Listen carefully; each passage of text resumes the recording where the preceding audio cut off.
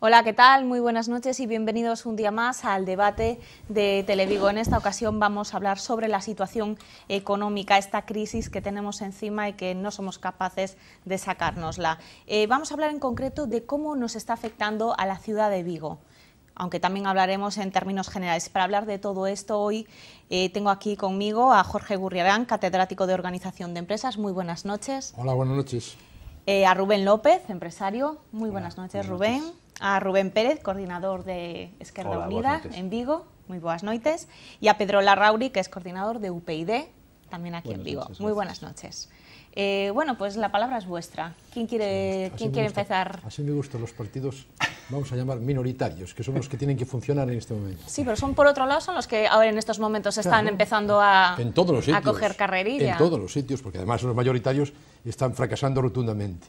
Sí, habrá que escuchar sus ideas. En fin, en cuanto a la crisis, la verdad es que hay momentos en que uno ya no sabe ni qué decir ni qué hacer.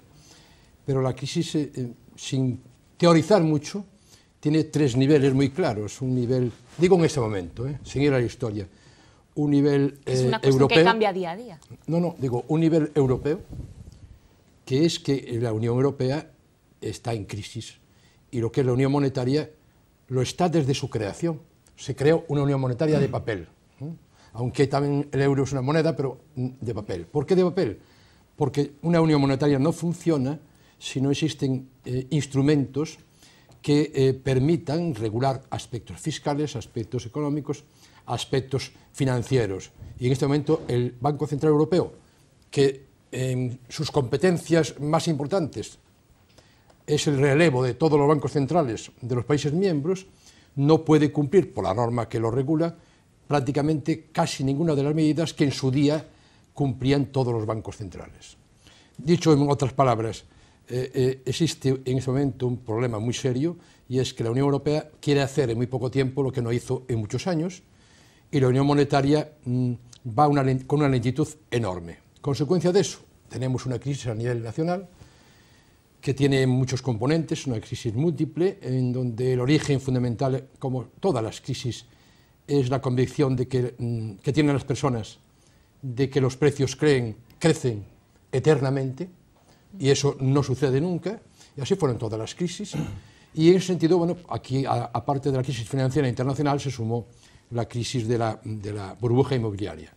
Y la crisis ya a nivel de Vigo es ni más ni menos que un reflejo de esas crisis. Por un lado, el sistema financiero en Vigo no presta, no hay prácticamente créditos para el mundo empresarial. En segundo lugar, a nivel de economías domésticas, existe un paro muy importante y, por tanto, la demanda en Vigo se ha enfriado muchísimo. En tercer lugar, en Vigo los sectores clásicos, muy vinculados con el metal, están en un momento de mucha crisis, que además es una crisis que viene desde hace 30 años, luego podríamos entrar en ese tema, y de difícil solución, y en consecuencia, pues Vigo tiene en este momento una tasa de paro, por supuesto, mayor que la media de Galicia, y Vigo tiene también unas expectativas a corto plazo, francamente, malas. A mí me gustaría comentar, después de las extraordinarias, como siempre, pinceladas macroeconómicas que nos está dando el profesor Jorge, comentaros un poco desde la perspectiva micro, ¿no? Y desde el punto de vista empresarial, ¿no? Y empresarial en Vigo, ¿no? Porque al final realmente, como bien decías tú, buena parte del debate va a girar en torno a lo que está y cómo nos está afectando a todos nosotros, ¿no? Yo tengo 5 pequeñas empresas y la verdad es que el día a día del empresario, sobre todo el pequeño empresario, ¿no?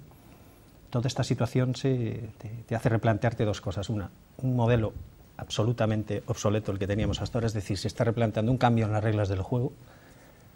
Y sobre todo lo fundamental, que para mí ya no es ni siquiera la crisis financiera, que evidentemente existe porque hay falta de financiación, sino las perspectivas de negocio que ahora mismo están totalmente hundidas. Eso es lo peor que le puede pasar a una empresa, es decir, el levantarte cada día por la mañana, antes planificabas, antes ejecutabas esa planificación, tenías tu calendario estratégico, tu calendario de ventas, y ahora, aparte de que te paguen o no te paguen, que realmente seas capaz de vender, es que realmente ha habido una caída absolutamente brutal de las perspectivas de negocio. Es decir, en este momento es muy difícil calcular qué vas a ser capaz de vender, tanto en producto físico como en servicios. Y eso para mí es lo peor, con lo cual eso unido al cambio de las reglas de juego hace que en este momento pues, sobrevivan o estén replanteándose sobrevivir primero aquellas empresas que tienen una gran vocación internacional y están trabajando, vendiendo productos o servicios en mercados internacionales. Realmente esas empresas les va realmente bien y están consiguiendo... Empresas grandes con una facturación ya... Y están consiguiendo, bueno, pues paliar la caída en el mercado local, en el mercado autonómico o en el mercado nacional, que insisto, es muy grande por ahí. Y las empresas que trabajamos en el mercado local, en el mercado regional o en el mercado nacional, en este momento, pues insisto, estamos intentando ver dónde tenemos que tirar y sobre todo ver hacia dónde tenemos que tirar, dónde quedan nichos de negocio donde realmente puedas facturar y esa facturación sea cobrable. Y luego adaptándonos a ese cambio de reglas de juego, ¿no? Donde la financiación en este momento, pues para cualquier pequeño autónomo, para cualquier pequeño comerciante, para cualquier pequeño empresario que se acerca a una entidad financiera a pedir una simple póliza de 15.000 o 20.000 para circulante o para pagar nóminas o para adelantar impuestos, realmente bueno, pues se te exigen unas condiciones de aval en este momento y de todo que son realmente difíciles y complicadas, ¿no? Con lo cual el empresario que per se ya lleva la mochila, que es su patrimonio, a la espalda, en este caso todavía tiene que poner más encima de la mesa, ¿no? Y eso está haciendo que realmente sea difícil. A mí recientemente me invitaban a participar en una... Bueno, yo siempre soy una persona, me conocéis, ¿no? Muy dinámica, muy emprendedora, pero realmente a veces con este escenario se te quitan las ganas. Me invitaban a participar en unas ponencias donde había 200, 300 personas a las que había que incentivar un poco en el tema de emprendimiento. Y la verdad me lo pensé muy mucho, porque estaba pensando, ¿y qué les hablo? ¿Con la cabeza o con el corazón, ¿no? En este momento tan complejo, ¿no? Realmente emprender hay que emprender, porque en este país y en este momento seremos los emprendedores, o serán los emprendedores los que puedan generar empleo y sacar este tema adelante, porque las administraciones están con políticas totalmente basadas y volcadas en la austeridad, en el control del gasto, con lo cual no están generando ninguna posibilidad de empleo. Por lo tanto, al final va a quedar todo en manos de los empresarios y sobre todo de los pequeños. Y yo creo que en este momento se está produciendo por parte de las administraciones y de los partidos políticos, incluso en general, el no saber cómo articular la forma de llegar para ayudar al pequeño empresario. Porque si ayudamos a una gran empresa, con aportaciones, con avales, pero ayudamos a 400 pequeñas, probablemente 400 pequeñas empresas, con pequeñas pólizas, con pequeñas ayudas para salir adelante, pues puedan generar más trabajo. Y yo creo que esa es la dicotomía en la que nos encontramos hoy. Vale, no sé, por cambiar así de extremo. Pues, no. Bueno, pues efectivamente la crisis es una palabra que yo he buscado en el diccionario lo que significaba y venía la primera acepción referida a la medicina. Yo soy médico, soy ciudadano de Vigo, y estoy aquí invitado y os agradezco pues, por ser coordinador de UPyD, Unión Progreso y Democracia Local en Vigo. Yo no soy economista, pero sí que soy una persona preocupada por la sociedad que está siendo golpeada, afectada a las personas concretas por la crisis. La crisis nos afecta, nos deprime, la gente está sin una visión clara de futuro, de qué va a pasar con nuestros hijos, con nuestro futuro, con el negocio, se cierran cantidad de comercios. Entonces eso, efectivamente, has tocado tú, Rubén, el tema de los políticos, que la política de los políticos pues, es de austeridad y apoyan a las grandes empresas. En Vigo hay muchísimo pequeño comercio que está sufriendo más que las grandes áreas los problemas de la crisis. Se han cerrado ya más de 400 comercios en Vigo. Entonces, sí, pero yo también veo que el problema no es solo de Vigo. Aquí la crisis estamos tocando el tema de Vigo, todos somos de Vigo, pero claro, a mí me da igual un parado que esté en Vigo, en Nigrán, en Redondela, en Gondomar, en Mos, porque si 35.000 parados de Vigo se van a vivir a Bayona, pues serían 35.000 parados en Bayona, pero me da igual, son personas con las que convivimos todos los días y eso es un drama.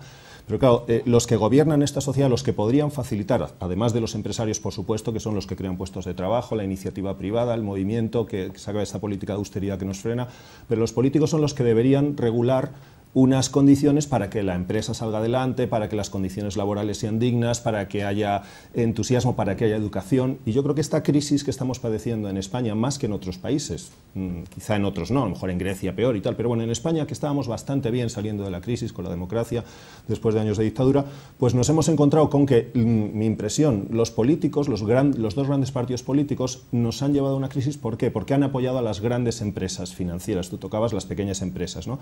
Se han ido acostumbrando a una alternancia PP-PSOE, se han acostumbrado a colocar a sus consejeros en los bancos, en las cajas, en Telefónica, en la red eléctrica, en todas las grandes empresas, con lo cual las grandes empresas han hecho lo que han querido, han manipulado a nivel macroeconómico, que yo no soy experto, y se han quedado con el dinero, y al final a nosotros, a los ciudadanos de a pie, pues nos está tocando pagar el pato.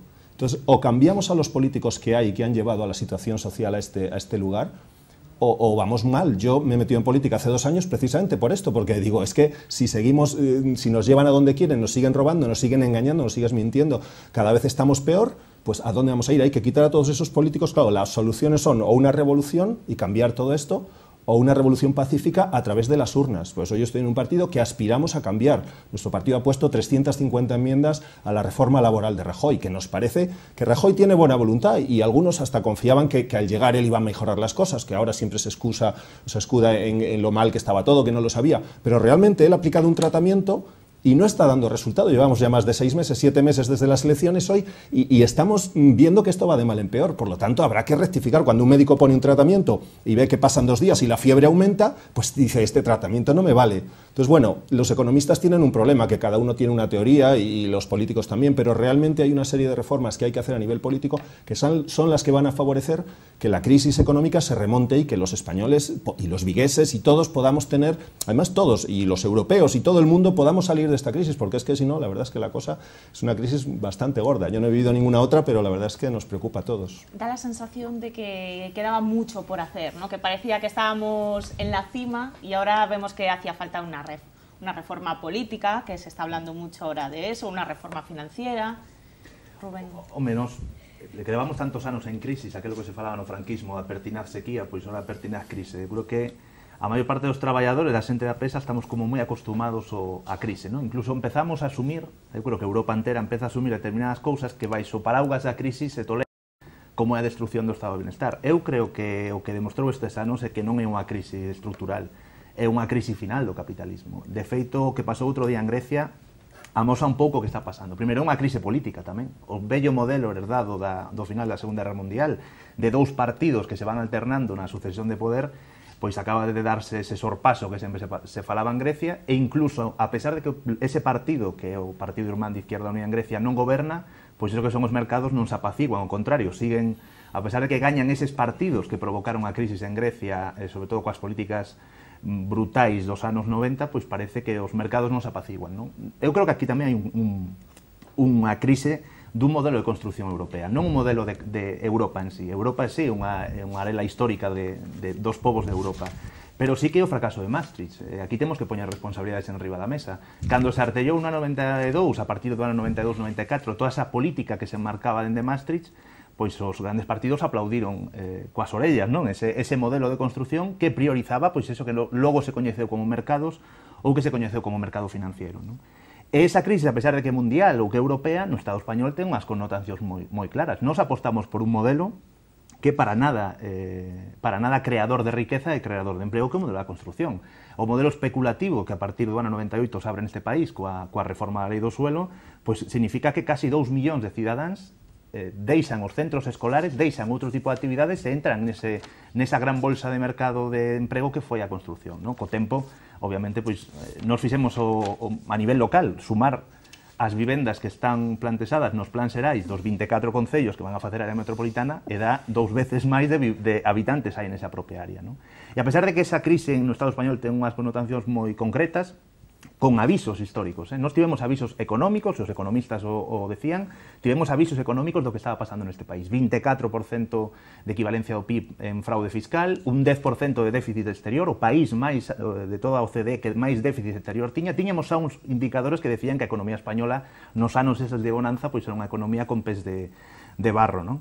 Pero sí que é certo que aquí a nivel local parece que non hai esa crisis, non? Acaban de ser aprobados uns orzamentos que siguen con unha serie de actividades económicas, como foi o Plan E, as humanizacións, que son propias de outra etapa económica, que sigue con un debedamento nas entidades financieras, que xa non son públicas ou semipúblicas, que son entidades financieras privadas, e nos pensamos que aquí a nivel local a Corporación Municipal non se debe enterar do que está pasando no mundo, e ni siquiera se debe estar enterando do que pasa na Federación Española de Municipios e Provincias, que están alertando de todo o contrario, non? Hai cousas que eu creo que van a ter que facer rectificar aquí a nivel local o orzamento. Un deles é a recaudación do IVA que estamos tendo nestes meses, porque é unha parte importante desta cesión que fai o Estado ao Concello, non? Nos pensamos que a nivel local parece que non hai esos 36.000 parados, parece que non hai esa destrucción do sector da industria. Somos a única comarca de Galicia onde o paro na industria é maior que no paro dos servicios, porque en Vigo a maior parte dos empregados non estamos na industria, eu son traballador da industria. A maior parte dos empregados están no sector dos servicios. Pois aínda así, o paro mayoritario no sector industrial, que é un caso moi anómalo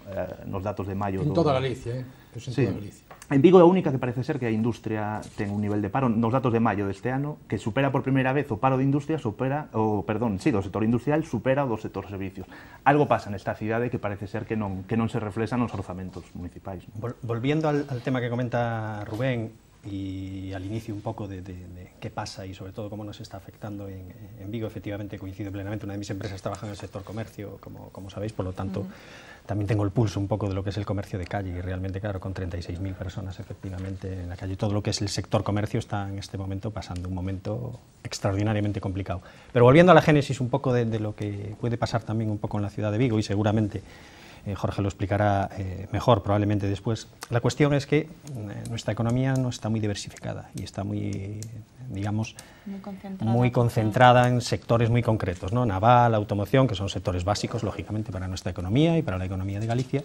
Pero efectivamente ese sector servicios y ese sector servicios que se deriva un poco, se abre hacia el sector turismo, todo lo que es hostelería, restauración, hotelería, todo lo que es los servicios, empresas de consultoría, gestorías y demás, todo este tipo de entramado que al final es donde está, insisto, el 70, el 80% de lo que es la masa empresarial de casi del país y desde luego de nuestra ciudad, no hemos sido capaces, o las personas que han tenido competencias en ese terreno no han sido capaces de encontrar caminos para llegar. Y al final uno cuando se levanta por la mañana se encuentra con que está más solo que la una. Y cuando hablamos los empresarios entre nosotros, o los comerciantes entre ellos, o los hoteleros entre ellos, o los hosteleros, y tienen delante la oportunidad de poder hablar con algún responsable político de alguna de las carteras que puedan tener incidencia en sus sectores, al final siempre es lo mismo, ¿no? Parece que al final aquí solamente nos dedicamos a ver y a mirar para dos o tres, cuando los demás, que somos más además, estamos ahí, estamos aguantando, estamos pagando el pato, lo decía muy bien también Pedro, ¿no? Al final el pato lo pagamos las clases medias, lo pagan las clases medias realmente con la subida de impuestos indirectos, con la subida de IRPF,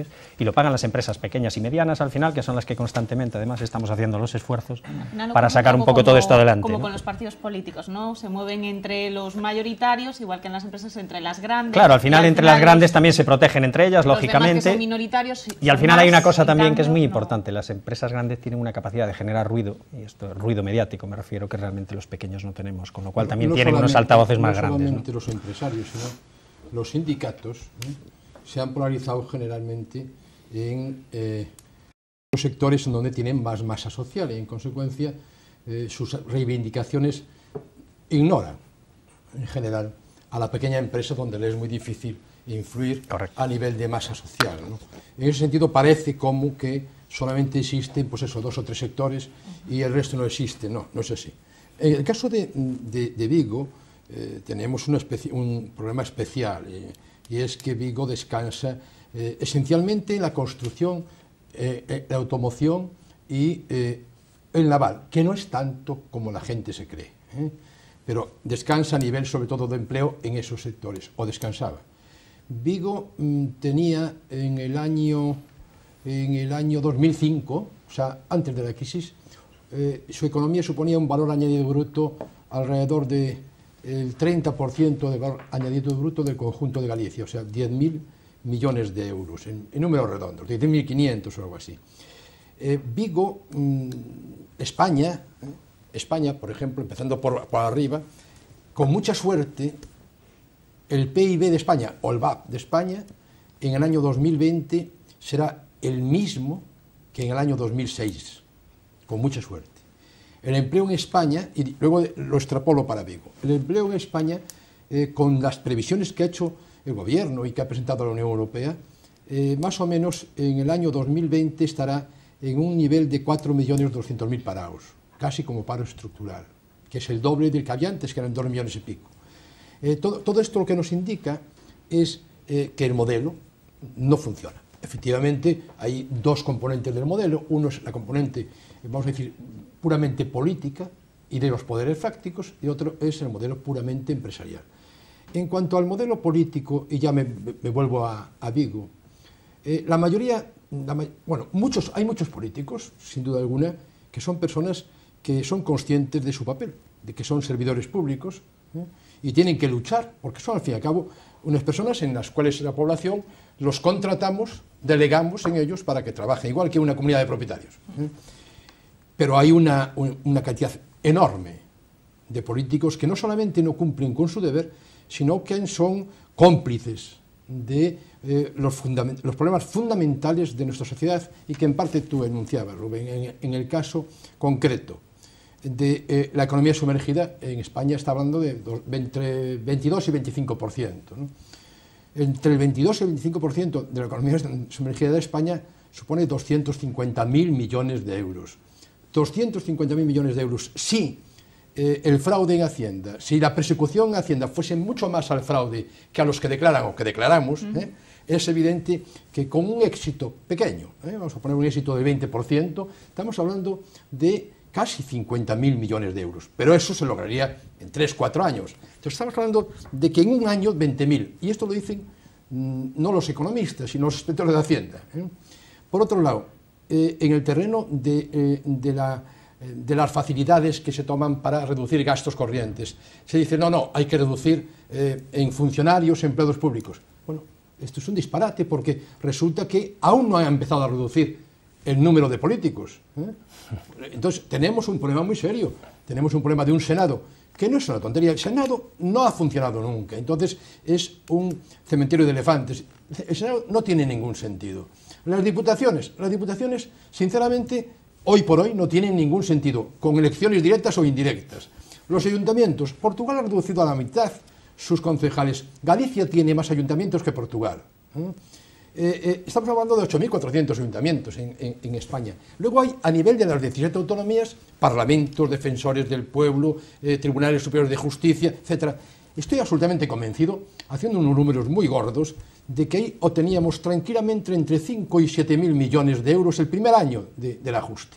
Entonces, ya estamos hablando de 30.000 millones. Con 30.000 millones, cuando el esfuerzo de este año es precisamente para 30.000 millones, ya tenemos resuelto el déficit.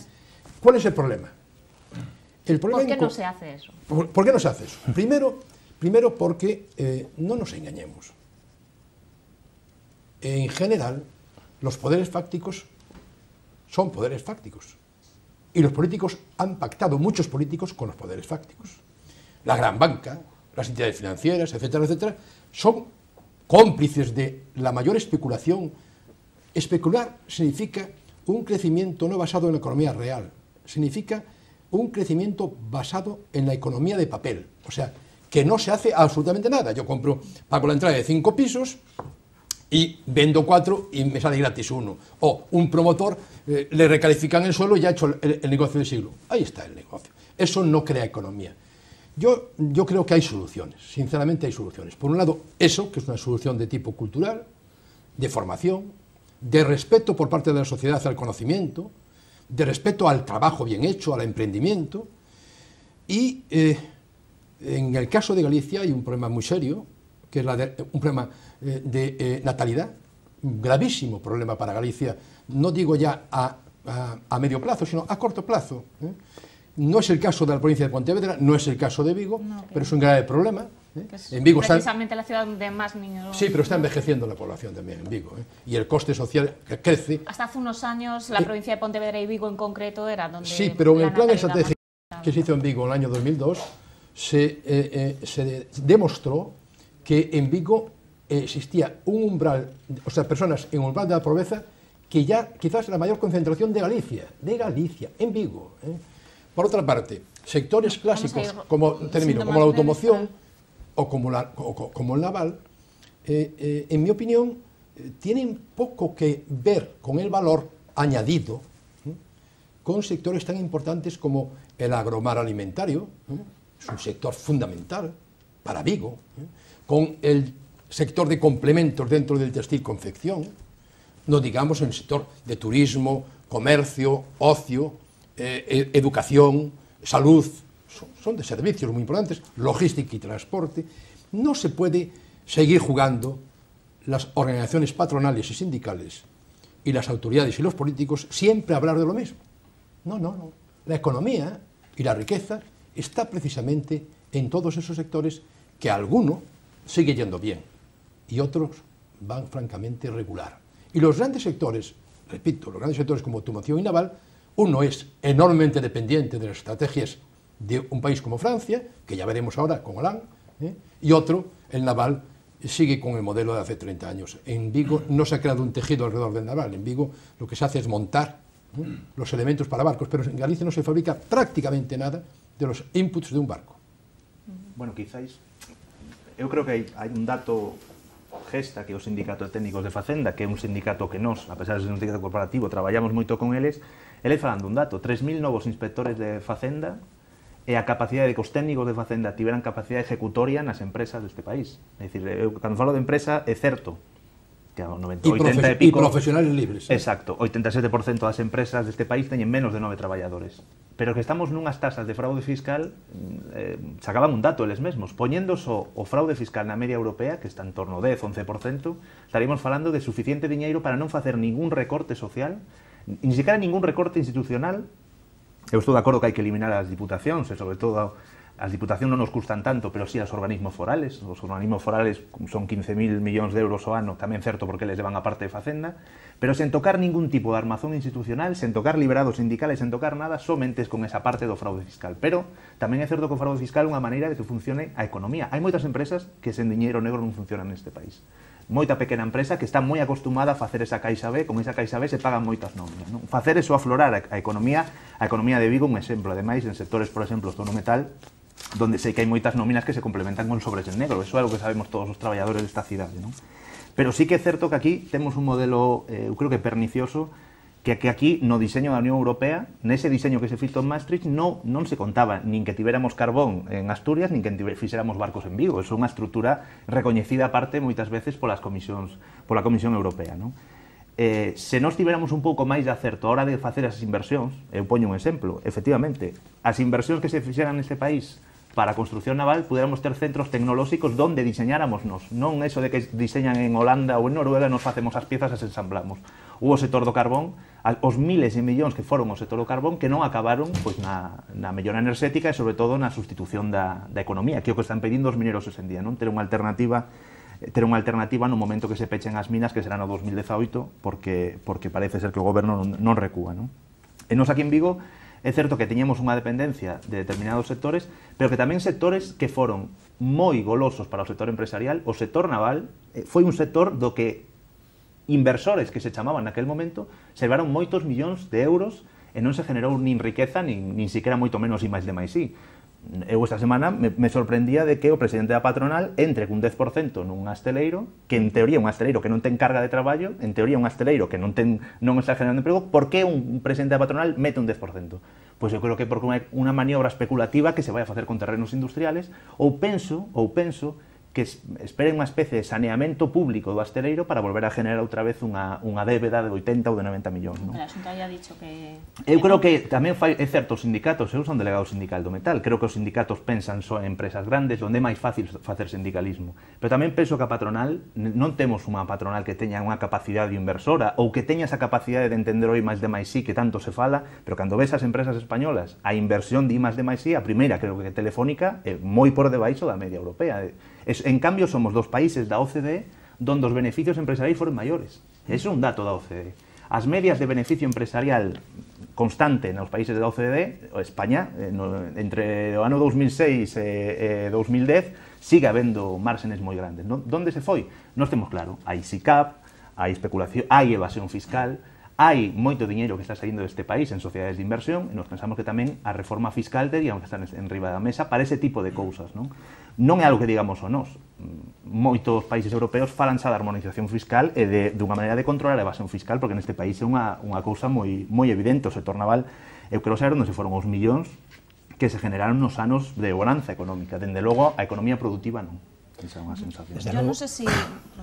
preguntarle también un poco, no sé si nos parece peligroso que ya aceptemos de esta forma pues ese fraude fiscal, ¿no? que está tan instaurado en España, bueno, y en Vigo, por supuesto. Hombre, también. El fraude fiscal hay que aflorarlo poco a poco para no crear un trauma en algunas empresas que quebrarían, cerrarían si no tuvieran esa posibilidad. Hay que ser legalistas, no hay que aceptar, yo no acepto la amnistía fiscal, pero muchas personas lo justifican de alguna manera diciendo si los políticos que me están cobrando a mí impuestos y me están cobrando el IVA y me están cobrando un montón de cosas, ellos no dan ejemplo y están dando contratos amañados, están pagando como a Urdangarín un informe por 300.000 euros, lo que sea, el dato no lo sé, ¿cómo me van a pedir a mí, cómo me van a exigir? No hay una fuerza moral en los políticos que son los que dirigen esta nave que es España, ¿no? Entonces, efectivamente habrá que ir haciendo poco a poco, hay que hacerlo, hay que sacarlo. El otro día un amigo me decía, oye, si desapareciera el dinero contante y sonante, el cash, y solo trabajáramos con tarjetas, afloraría el fraude fiscal. Pero el problema que estamos viendo es que la economía está muy unida a la política y que, como han dicho Rubén y Jorge, hay que reestructurar, o han apuntado, no es que lo hayan defendido, reestructurar el Estado. O sea, los políticos tienen que priorizar. Tú comentabas antes las inversiones del Ayuntamiento de Vigo en cambiar aceras, poner baldosas y poner farolas, y en publicidad institucional y en autobombo. Todo eso es dinero que se pierde para crear empleo, para mejorar la vida realmente, la humanidad, la humanización, la educación. Es una crisis tremenda porque la educación no se está cuidando, porque el I+D+I se está reduciendo las inversiones. Entonces, ¿qué futuro nos va a quedar? Ahora, sálvese el que pueda, no sálvese el que pueda, tenemos que hacer un esfuerzo, pero los políticos son los que lo tienen que hacer, los empresarios también. Y un empresario, cuando lo hace y le va bien la empresa, gana dinero. Y un empresario, cuando le va mal porque no lo hace bien, cierra la empresa. Pero un político, el problema que tenemos es que el político está ahí y aunque sea malo, sigue estando ahí porque es amigo, es la casta. Lo cambian de sitio. La casta, pero sigue ahí y sigue invirtiendo y gastando el dinero de todos los españoles y paralizando la economía. Y entonces así es como no vamos a salir de la crisis. Hay que cambiar a esos políticos. Claro, pero fijaros. Antes de que, perdóname, Sí, Rubén, nada, que sé que quieres perdona, intervenir, Iria, pero tenemos que ir a publicidad, volvemos y tienes tú la palabra.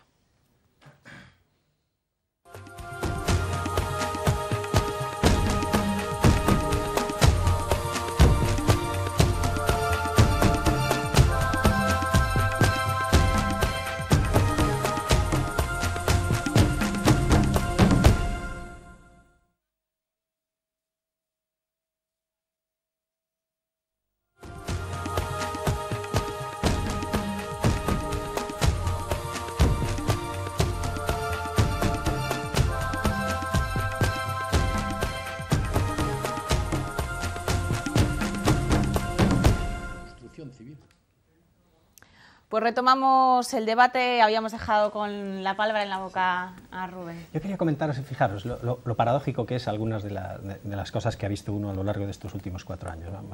Dos cosas concretas, ¿no?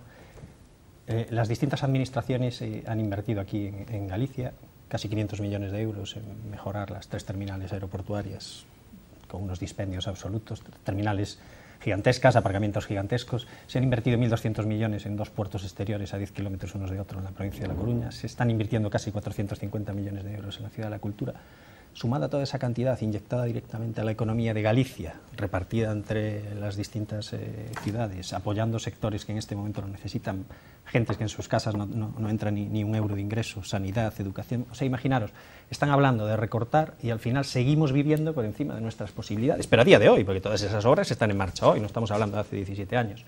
Un día te levantas por la mañana y te encuentras una subasta de coches oficiales en no sé dónde, y por la tarde pasas por delante del club financiero, viene invitado un ministro del gobierno de España, me es igual el color político del que sea, y hay 22 coches oficiales aparcados fuera.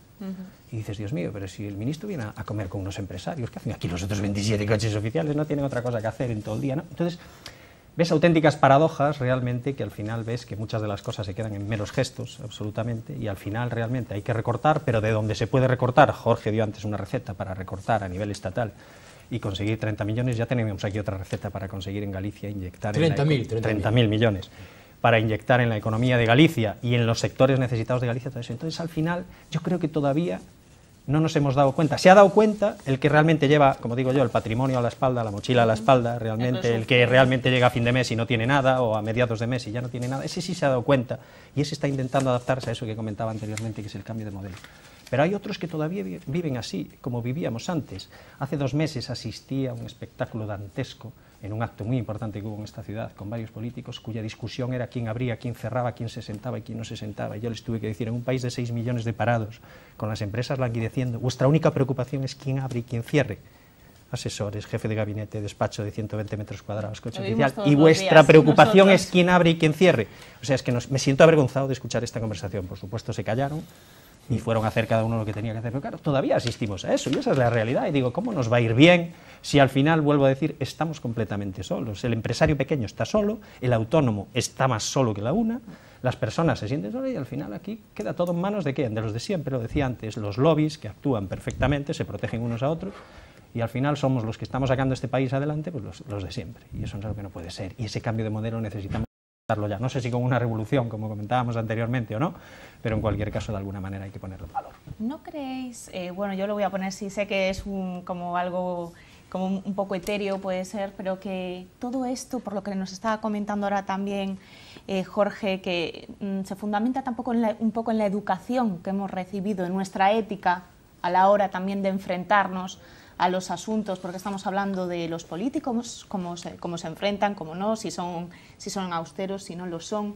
En nuestra formación, desde pequeños, estamos educados de una forma en la que aceptamos pues, ese fraude fiscal, aceptamos que las mentiras, el copiar en los exámenes, por llevarlo a unas cuestiones. Y después eso, cuando nos vamos haciendo mayores, pues se lleva a los trabajos, a las empresas. Yo te diría, ya que soy el mayor de los presentes, yo te diría que es que la juventud española, que tiene unos talentos extraordinarios, y tiene algunas deficiencias muy importantes, por ejemplo el tema de los idiomas, y que en mi generación es una deficiencia absoluta, pero la juventud en toda Europa, en Estados Unidos, a los 18 años vuelan, o sea, no viven en su casa y tienen que compatibilizar trabajo y estudio, reciben ayuda de sus padres, sigue existiendo una relación familiar, etcétera, pero en ese sentido es fundamental, o sea, el sentimiento de polluelos por parte de los padres y de superprotección por parte de los hijos es un tema cultural. Segundo, en el terreno del nivel de renta, es que en España hubo un crecimiento muy importante. En los años 70, 80, 90, ha habido un crecimiento, a pesar de las crisis, pero muy importante. España ha pasado a una renta per cápita que, por cierto, hoy se ha igualado a la media europea, prácticamente está por debajo, y había estado ya en un 110%, y en Galicia estamos en el 92% de la media europea. Bueno, pues en España ese nivel de renta trajo pues, una especie de predisposición a no enfrentarse con la realidad. Y, por supuesto, la falta de visión global, o sea, lo local es global y lo global es local, es en el sentido de enfrentarse con el moverse en un mercado que es el mundo. O sea, es absurdo pensar que en vivir en un sitio determinado. No, no. Por ejemplo, la compra de vivienda, una cultura creada en España absurda, en donde en Europa el 80% de la población vive de alquiler en las viviendas. Eso es un elemento que lastra totalmente también la movilidad. Todas esas cosas son culturales, y tienes toda la razón. Y luego hay un tema fundamental. La sociedad en España, en cierta medida, la sociedad, no dije los políticos, yo digo la sociedad, le ha dado la espalda al conocimiento. O sea, no se ha valorado el conocimiento. Ahí volvemos a tropezar en la misma piedra, igual que hace... Al conocimiento, o sea, el respeto por el conocimiento, y no lo digo desde el punto de vista de una persona del mundo académico, no, es que yo soy del mundo empresarial. Yo he estado trabajando, yo he sido director de una empresa, de un astillero, 30 años, perdón, he vivido allí 30 años, he sido director 12 años. He sido empleado de una empresa de automoción, o sea que es un tema que lo he vivido directamente y lo he compatibilizado con la actividad académica. No, el problema es un problema de que el saber hacer, el trabajar, y el ser serio, y el ser honesto, no vende. Efectivamente, eso es lo que yo quería decir. Mi abuelo me decía que había una cita de Azorín, yo nunca la encontré después, pero si mi abuelo lo decía, debió ser, aunque se lo escuchó a él. Decía, los abuelos son muy sabios. Cuando se nace en un país, se refería a España, donde todo se hace mal, o donde las cosas se hacen mal, la sensibilidad se embota y acaba uno acostumbrándose a hacer las cosas mal. La educación de la gente. Mi abuelo hablaba de Suiza, donde allí la gente dejaba los periódicos en unas mesas y la gente se cogía el periódico, echaba allí la moneda. Eso realmente yo creo que en España está mejorando la cultura de la gente, el respeto. De alguna manera sí, en España somos un país donde los trabajadores son bastante productivos, pero todos los que hemos trabajado en empresas, yo he trabajado muchos años en un hospital de 1.500 empleados, un hospital privado concertado, ves que hay gente que trabaja mucho y bien y que hay otros que no.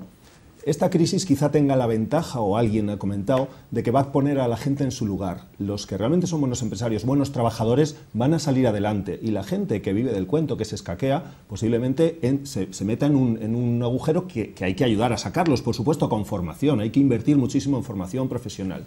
El otro día me comentaban de un camarero que ya había llegado a un restaurante y enseguida le habían dado la responsabilidad de llevar la caja porque era una persona educada, respetuosa y que inspiraba confianza. Eso es un valor que se ha perdido. Los niños salen, o los jóvenes salen del colegio y van a buscar trabajo y no están preparados, porque realmente, el otro día me comentaba una empresaria que trabaja en una plantación de kibis, que no había encontrado gente para trabajar, para recoger los kibis aquí en los alrededores de Vigo, y que había contratado marroquíes, que eran los únicos que querían venir a trabajar. Y les pagaba más o menos bien. O sea que realmente la gente, nos hemos acostumbrado, quizá lo que decías tú de la educación, a vivir bien y a ser muy cómodos. Y una persona dice, yo cobro el paro 500 euros, ¿para qué voy a trabajar por 600 euros? Y eso está aumentando la crisis de que hay mucha gente que está acostumbrándose a vivir del estado de bienestar, entre comillas, que se va al garete. Entonces hay que incidir ahí los políticos y los empresarios, bien al personal. Claro, un empresario selecciona a su personal con una entrevista y coge al mejor, pero un político no, porque un político pues mantiene a su alrededor palmeros que llaman, gente aduladora, gente que no le lleva la contraria, y a la gente que le va a hacer sombra, lo que decías tú de las disputas entre políticos, entre partidos, que si tú no eres de mi partido, aunque tu idea sea muy buena, te voto que no. Es que eso es una cosa que nos está arruinando como país, y es una falta de democracia y de sentido común que realmente habría que recuperarla, porque si todos no trabajamos al unísono para salir de la crisis y no aceptamos que entre todos, de distintos partidos, de distintos intereses, podemos ayudarnos, yo cedo, tú cedes, los dos nos beneficiamos, los dos ganamos, ¿no? Esa es la negociación. Pues nos hemos convertido en muy individualistas en ese sentido a nivel político. A mí me preocupa el sectarismo y la falta de responsabilidad de los políticos con respecto a los ciudadanos y con respecto a los otros partidos. O sea, aquí en Vigo hay, no sé cuántos concejales son, 25, 27. Todos quieren el bien para Vigo. No es que unos sean buenos y otros sean malos. No hay un maniqueísmo, los del PP son malos, nosotros somos buenos. Todos quieren ayudar a que la ciudadanía de Vigo viva mejor. Y parece que no, que son estos estáis haciendo daño. O los problemas entre instituciones, ¿no? En el Ayuntamiento de Vigo los enemigos son la Xunta y el Gobierno central, porque son del otro signo. Y cuando en la Xunta estaban los de mi partido eran muy buenos todos. Entonces, cada uno se tiene que dedicar a arreglar lo suyo, pero pensando que todos tenemos que colaborar. Lo que pasa es que es todo como muy individualista, ¿no? Y lo que un poco apuntaba antes Rubén, que era que estamos muy centrados en lo local, pues cada uno quiere su aeropuerto, cada uno quiere su puerto exterior, tener... No hemos entendido que hay que cambiar el modelo, es lo que hay que ir a lo mejor algo más global. Discrepo, vamos a ver. No sé si yo creo que Rubén no está de acuerdo con eso. Eu non estou de acordo con que a xente non queira traballar. O que pasa é que a xente aínda afortunadamente pide dereitos. E hai xente que o que quere é un salario digno, que quere un contrato digno, é dicir, aínda queremos dereitos. Quizá esa crisis nos obligue a ir rebaixando esos dereitos, non? Eu creo que fai pouco leía un ensayo... Hai cuestiones por las que tampouco efectivamente non se pode pasar. Hai ofrecementos de traballo, hoxe en día, que deberían de estar penados con cárcel. Eso, digámoslo tal. Pero fai pouco leía un ensayo, tanto España como Portugal como Grecia son tres países que tiveron un condicionante común, saíron de dictaduras moi longas, quizáis a de Grecia menos. O feito de que había dictaduras creou na xente unha cultura de loita democrática importantísima. En Portugal, o movemento veciñal, o movemento sindical, o tecido asociativo, no Estado español, a creación propia das comisións obreiras ou a loita dos últimos anos do franquismo. Nos anos 70 neste país, a participación política era amplísima, pero non son os partidos políticos, no movemento veciñal, movemento de mulleres, é dicir, eso creou unha cultura de participación e de solidaridade increíbles. A mí me contaba un concelleiro da primeira corporación municipal que os plenos que eran abertos, eso, bueno, hoxe en día é ciencia ficción, os plenos abertos, a mellor había diñeiro só para un centro polideportivo e se lle decía ao concelleiro, mira, hai diñeiro para un centro polideportivo, e os barrios se poñían de acordo a que sitio iba. É dicir, esa cultura se perdeu porque o capitalismo educou tamén a xente, é dicir, o neoliberalismo que se falou durante moitos anos, pois é capitalismo máis a asunción da xente de que iso é bo. Esa cultura del yo lo valgo, esa cultura de, eu poño un exemplo, a miña facultade sempre nos deixábamos apuntamentos, fai 15 días fun por ali e agora se venden. É dicir, ese tipo de cultura tamén é unha cultura deste sistema de libre mercado no que tes que competir, tes que ser pois máis potente que outro. Esa cultura está mellada. Temos unha xeración de rapaces cuns valores consumistas que está heredado tamén do modelo económico que pusemos en riba da mesa. E unos valores éticos quizá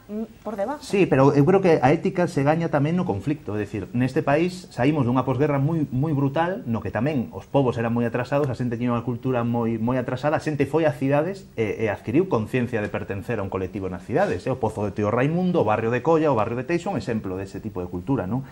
Que se tería que recuperar coa crisis. Eu creo que está tan emponzoñada a cultura moral neste país que vai nos costar varias xeracións recuperar unha especie de tecido social. O estou vendo no movimento veciñal. O movimento veciñal hoxe en día son corporacións que queren ter poder político cando no seu día iban para melloras concretas do barrio, non? E logo os mozos. Eu creo que neste país perder unha xeración ou dúas como estamos perdendo, hai rapaces de 26 anos que non teñen traballo, non traballaron e se lle está quitando xa a tarxeta sanitaria. Eso é unha bomba de reloxería en calqueira país que teña uns niveles de paro e de exclusión social juvenil, sobre todo alta, e campo aberto aos movimentos populistas de extrema dereita máis brutais que nos podamos imaginar. O que está pasando en Grecia non é un tema secundario, porque son... E en Francia, Hai un dato, o Partido Comunista Grego, que é un dos partidos máis ortodoxos, incluso coa crisis económica brutal, con paro e desemprego, perdeu case a mitad de dos deputados, e eses diputados, non neste proceso electoral, sino no anterior, trasladáronse directamente do Partido Comunista a extrema dereita, nos barrios obreiros. É dicir, temos aí unhas bombas de reloxería, unha bomba de reloxería que pode darse neste país. E, obviamente, os mozos non temos futuro. Non temos futuro porque, primeiro, non tiñamos acceso ao aluguer, porque aquí había unha lei do suelo que priorizaba a construción. Nos acabamos de presentar unha proposición no de lei para o Congreso para que todas esas vivendas pasen a ter un parque público. Cando hubo a crisis inmobiliaria en Suecia, o goberno sueco, igual que fixo coa banca, quedouse absolutamente con todo, deulle unha patada no cu literal aos accionistas, e lle dixo, isto é propiedade do Estado, a partir de agora vamos a gestionalo porque vamos a inyectar dinheiro público, e hoxe en día unha muller embarazada, solteira, un emigrante ou un estudante en Suecia ten unha vivenda. Pero é porque hubo unha crisis nos anos 70 e o Estado aproveitou esa crisis para quitarlle aos especuladores pois a vivenda. Eu creo que neste país é lo dunha vez, porque non podemos... Eu traballo nunha empresa que a mitad dos rapaces están hipotecados. É unha angustia diaria. É angustia diaria. Cobrar a nómina, pensar na hipoteca... É un lastre para toda a vida. É un lastre educativo, cultural, non se formarán, non viaxarán, que é unha parte importante de adquirir idiomas, pero tamén adquirir cultura, nin sequera sairán un fin de semana pola noite para facer vida social. Eso creo que é unha bomba de reloxería que temos que empezar a afrontar. Eu sí que creo que fan falla partidos políticos. Eu son un defensor dos partidos políticos, en eso non son demagogo, pero creo que os partidos políticos teñen que librarse dos liberados e teñen que aparecer outra vez o que foi a transición. Eu milito nun partido, co Partido Comunista, que en Vigo tiña 1500 militantes, non facía falta ter un liberado, porque as sedes estaban prácticamente, eran casas do pobo, nesa cultura política hai que recuperala. Eu creo que hai partidos que priman, o PID tamén, primamos máis a participación dos afiliados que os liberados, pero é moi difícil facerlle ver a xente a necesidade de reforzar as organizacións sindicais para que non estén en manos de familias que se van alternando, pero é unha cultura que eu creo que é moi difícil adquirila, e hai que facer tamén unha lectura de que sistema educativo metimos nestes anos. A LOCSE é un exemplo do fracaso económico dun país. Eu son da ESO, o da EGB, e a EGB, a pesar de que era franquista, pois eu creo que bastante... debía ser de la EGB. Antes de que sigáis, os aviso ya que nos quedan solamente 5 minutos, así que esta sería la última intervención de cada uno. Pois, unha cousa breve, o que di Rubén, estou de acordo con moitas cousas, cando falas dos especuladores, pero preocúpame un pouco que fales de unha bomba de reloxería, porque esta crisis nos puede llevar a una revolución violenta, y puede pasar en Grecia, puede pasar en España. Entonces yo creo que también es función de los políticos y de todos los factores, medios de comunicación, empresarios, intentar solucionarlo. Cuanto antes solucionemos la crisis política, que es crisis económica, mejor. Y la crisis política la vamos a solucionar cambiando de políticos en los gobiernos que tenemos, en la Xunta, en el gobierno central, también en el Concello, y eso es labor de que los ciudadanos que estamos preocupados de esta crisis, en vez de tirar la toalla, desesperarnos, irnos a Brasil. Yo me hubiera ido a Brasil, pero allí vive mi suegra y decidí no irme. Pero vamos, que es una opción, mucha gente se está yendo, pero hay gente que se queda y que quiere... Es una economía de estas emergentes, claro, donde pero realmente en está España, ¿por qué no podemos salir? Hay que reestructurar, si hay que reducir la jornada laboral para que haya trabajo para más gente, pues a lo mejor hay que ir por esa línea.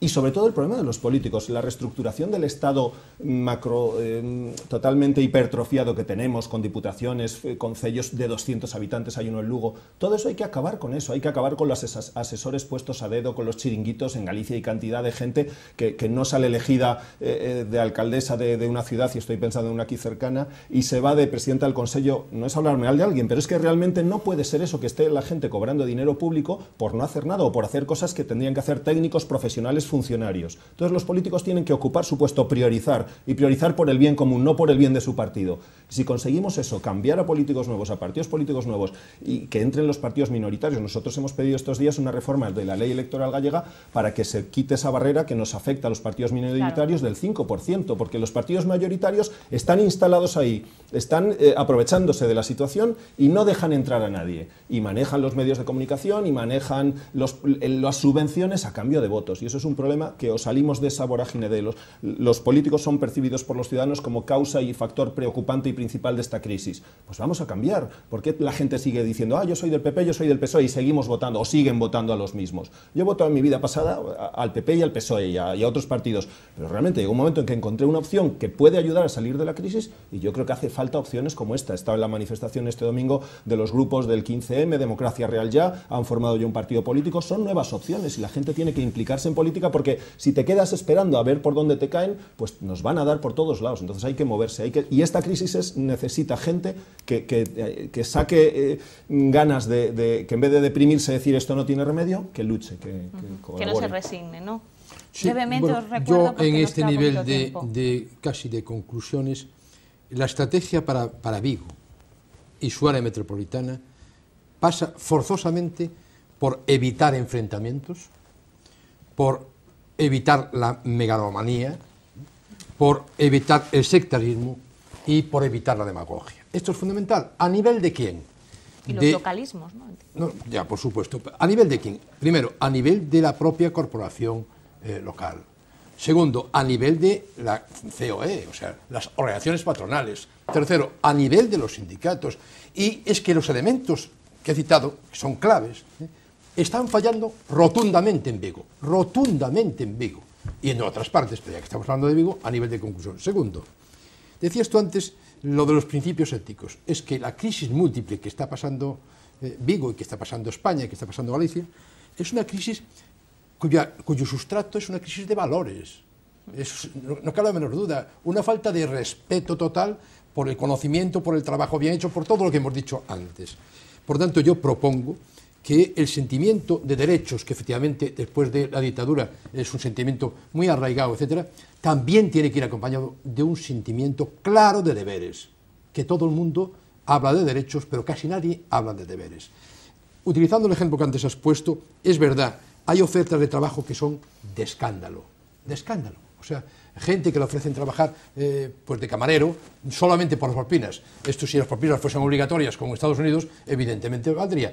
Ocurre aquí. Pero en Alemania hay 7 millones de mini-jobs, o sea, de gente empleada con un salario que no llega a 500 euros. Pero claro, trabaja muy pocas horas diarias y lo hace incompatible con el estudio. Otro, en Vigo no podemos seguir pensando en el metal. No es solo el metal en Vigo.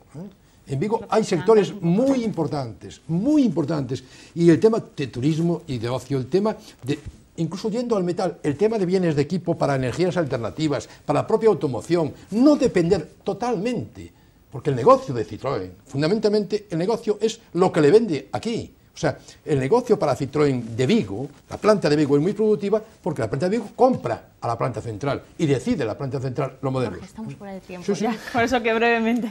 Vale. Mirad, en el año 99, cuando crucé por primera vez el puente de Rande para venir a trabajar a Vigo, se me puso la piel de gallina. Venía a trabajar a una ciudad que la imagen que yo tenía en aquel momento era bastante más joven que ahora, tenía menos canas, sobre todo tengo más desde que soy empresario. Pues venía a una ciudad de cultura emprendedora, innovadora, cosmopolita, potente, realmente en la cabeza de casi todos era la capital industrial de Galicia, ¿no? El mensaje final con el que quiero terminar yo es que tenemos que recuperar un poco esa cultura emprendedora, tenemos que volver a los valores que hicieron de esta ciudad lo que fue en su momento y que hoy ya no es. Coincido 100% en el tema de los enfrentamientos. Creo que los enfrentamientos políticos en este caso no nos benefician en nada, al contrario, nos están hundiendo todavía más. Y sí le pediría a aquellas personas que tienen capacidad de influencia a nivel inversor, la poca capacidad inversora que queden en las distintas administraciones con capacidad para invertir, por favor que utilicen un criterio de gestión puro y duro, lo que utilizaríamos cualquiera en nuestra economía doméstica, en nuestra casa, para ajustarnos, o cualquiera en su empresa, y que intentemos cambiar la mentalidad, es decir, vuelvo a esos ejemplos que comentábamos antes paradójicos, ¿no? Si somos capaces de girar otra vez el modelo. La base existe, la ciudad está preparada, la mentalidad de las personas, de los trabajadores y de los ciudadanos de Vigo es esa, y por tanto es una especie de canto a la esperanza, ¿no? Estamos pasando todos por momentos complicados, pero si alguna ciudad puede levantar el vuelo de nuevo y recuperar esa primera posición, no tengo ninguna duda que es esta. Pero es imprescindible el cambio de modelo, totalmente imprescindible. Rubén, ya muy brevemente, porque bueno, ya estamos por Había el unha tiempo hace ya... portada da revista Time que sacaba unha foto dos Sanfermines e decía Spain, a fiesta se acabou. É dicir, eu creo que nese discutimos estes anos, xa estamos de acordo todos que ese modelo de despilfarro un pouco do ano 92 en diante, que si un pouco co que se vivía aquí, 3 aeroportos, 3 entradas do AVE, 3 portos, 3 zonas francas, ese modelo obliga a que nos sentemos nunha mesa a consensuar cousas. É dicir, non somos unha forza que tradicionalmente está en contra do AVE. Pensamos que 1.000 millóns de euros que están consignados nos orzamentos deste ano para o AVE, que non se van a ejecutar, pero ao feito de estar consignados, quítanlle a outras partidas. Defender 3 cousas, que nos creemos que aí ten que haber un consenso. Defender un Estado democrático ante outras fórmulas que podan aparecer e que van aparecendo, porque eu creo que neste país se está coartando cada vez máis o Estado democrático que se foi consolidando. Defender o Estado social, o Estado de Benestar que nunca se chegou a construir do 100%, porque faltou ese pilar que era pois a lei de dependencia, pero construílo, sanidade e educación, eso se hai un acordo mínimo entre partidos, non tocalo, non falar de copagos, non falar dese tipo de cousas, e profundizar na participación democrática da xente. Unha parte importante, a di Pedro, a reforma da lei electoral, pero outra parte importante tamén son as consultas, os referendos, que poda decidir a ciudadanía. En Italia aproveitan os procesos electorais para facer referéndum sobre cousas moi importantes, como, por exemplo, a privatización da auga, e nos pensamos que esas 3 cousas nos unen a todos os partidos, ou polo menos o decimos, que logo cando chegamos ao goberno hai xiros importantes, non? Pero que nos poñamos de acordo nesto porque estamos xogando co futuro dun país. Un país pode, igual que unha comarca, Vigo se pode convertir nun Ferrol perfectamente, que desaparecen os sectores endógenos e desaparece prácticamente a comarca, e Vigo nesta situación creo que non podemos permitirnos perder, independentemente que non sea o sector máis importante, un sector que non sempre decimos que é un sector no que nos podemos decidir. Se queremos reconvertir barreras en facer molinos de vento, podemos facelo. É un sector que eu creo que poucos sectores hoxe en día podemos modulalos tamén como é o sector. En Vigo fai falla transparencia no Concello, Os cidadáns teñen que saber como se están privatizando servicios, como se están dando concesionarias. Vai entrar unha nova concesionaria que clece, que do grupo ACS, que nos preocupa moito. Pensamos democracia e defender o Estado social, porque é o que decimos todos, non? A Constitución, basicamente. Bueno, pues señores, señoras, aquí lo dejamos por hoy. Volvemos la próxima semana y ya saben, la conclusión del debate de hoy quizá es que si queremos cambiar, esto es necesario cambiarlo, habrá que empezar también pues, por uno mismo. Muy buenas noches y hasta la próxima semana.